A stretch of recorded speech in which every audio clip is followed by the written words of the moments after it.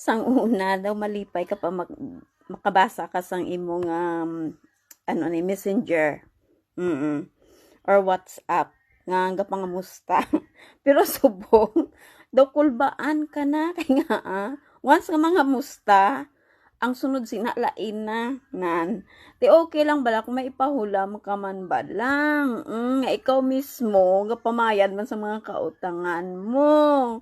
Oo, kay syempre ako unahon ko ang mga kautangan kuya bayad sang sa ipahulam. Di bala?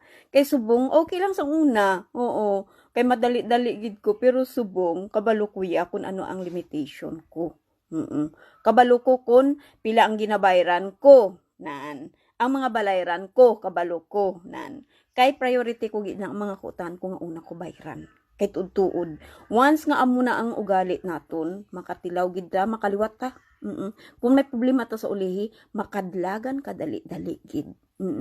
Amo na iya ang akon nga mentalidad, bahala na bisan 5 wala ko bilin, basta importante ang mga kautangan ko mapamayran ko ya tanan. Kag makatulog ka sang inchakto. Bisan nga may allergic ka, makatulog ka, may peace of mind ka. Kay nga ang mga balayran mo na pamayran mo, kag time to time, kung gusto mo liwat sang bulig makaliwat ikaw. Dang, chakto gid na no.